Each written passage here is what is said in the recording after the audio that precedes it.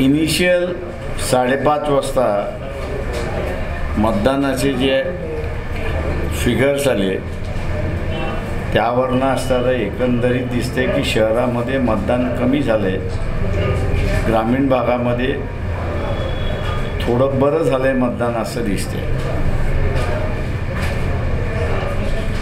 या परिस्थितीवरनं Modi 400+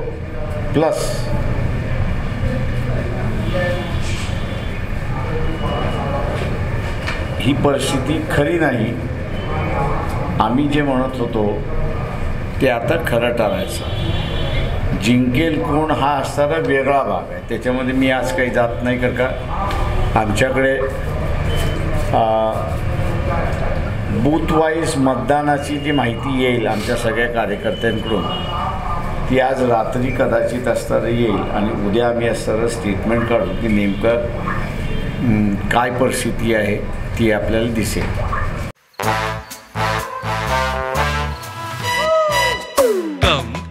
Come my love, please don't say no baby, come my love। V-Guard के air coolers extra large cooling pads के साथ जो अच्छों को ठंडा करे। V-Guard air coolers, long lasting cooling. त्याच्यामुळे एक व्हेरी शुअर झाले की मोदी 400+ जे आहे ते आता फुगा होता अशी परिस्थिती आहे।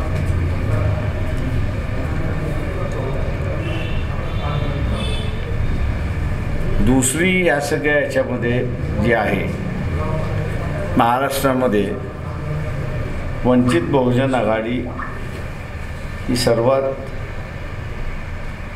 मोठी विरोधी पक्ष उभं राहिले। आता किती जागा येतील हा जो भाग आहे तो मला वाटतं 4 जूनला त्या ठिकाणी आहे, परंतु पहिल्या फेज सेकंड फेजमधलं जे आता मी प्रचार करून आलो आहे त्या सगळ्या याच्यामध्ये उमेदवाराची परिस्थिती अत्यंत चांगली आहे आणि तो BJPच्या टफ फाईट देतोय अशी परिस्थिती आहे। मी टफ फाईट देतो याचा हा शब्द प्रयोग केला आहे, त्याचं कारण की आज BJP ही सत्तेवरती आहे आणि म्हणून त्यांच्याबरोबरचीच असणारी लढाई आहे।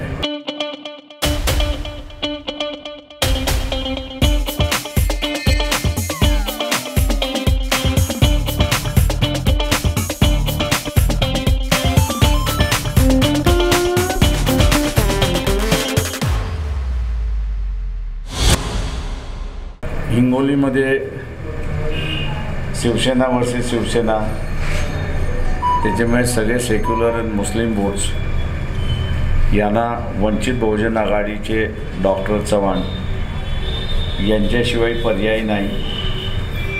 नांदेडला अविनाश भोसीकर हे असणारे उमेदवार आहेत, लिंगायत समाजाचे असणारे उमेदवार आहेत। काँग्रेसने त्या ठिकाणी चव्हाण यांना असणारी उमेदवारी दिलेली आहे।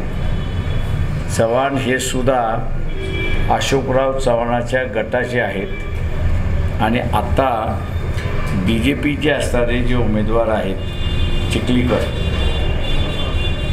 ते सुद्धा त्याच पक्षाचे असल्यामुळे एकाच गटाचे झालेत अशी असणारी परिस्थिती आहे। अशोकराव चव्हाणांबरोबर असणारे जे आमदार आहेत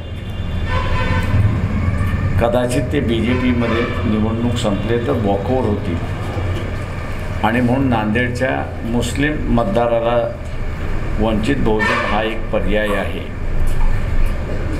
त्याच्यामुळे आम्ही असं स्ट्रॉंग आलेलो आहोत अशी असणारी परिस्थिती आहे।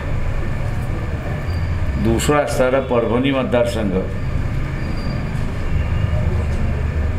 तर परभणीमध्ये सुद्धा शिवसेनेचे असणारे उमेदवार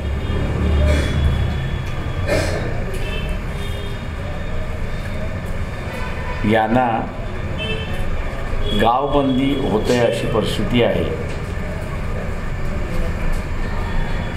आणि त्याच्यामुळे आम्ही दिलेले असणारे उमेदवार पंजाबराव डग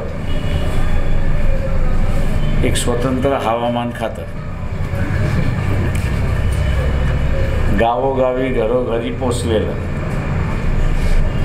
त्यांनी आज फार मजेशीर किस्से सांगितले की लग्नाचं हवामानसुद्धा मीच सांगत असतो.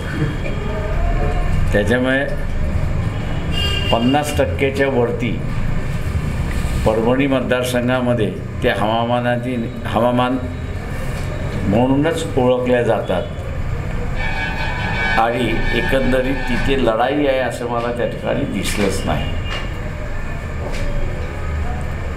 दुसरा जो मतदारसंघ आहे तो बुलढाणा की जो सेकंड फेजमध्ये आहे. त्या सेकंड फेजमधल्या उमेदवाराची सुद्धा परिस्थिती अत्यंत, वसंतराव मगर हे जे उमेदवार आहेत त्यांची परिस्थिती अत्यंत चांगली आहे.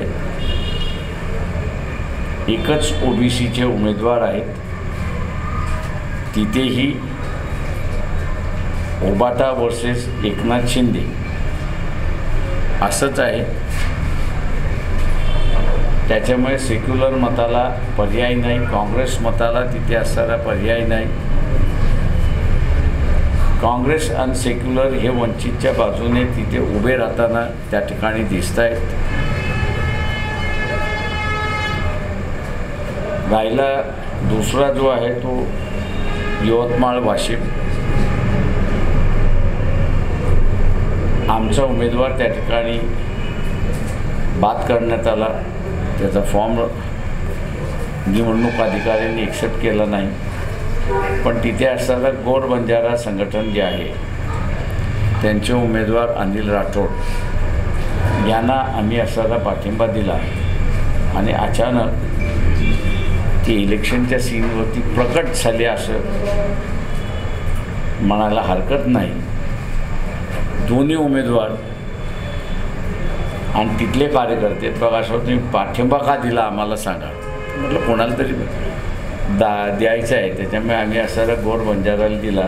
नाही ते तर एकदम रेसमध्ये येऊन गेले. म्हटलं चांगली गोष्ट आहे.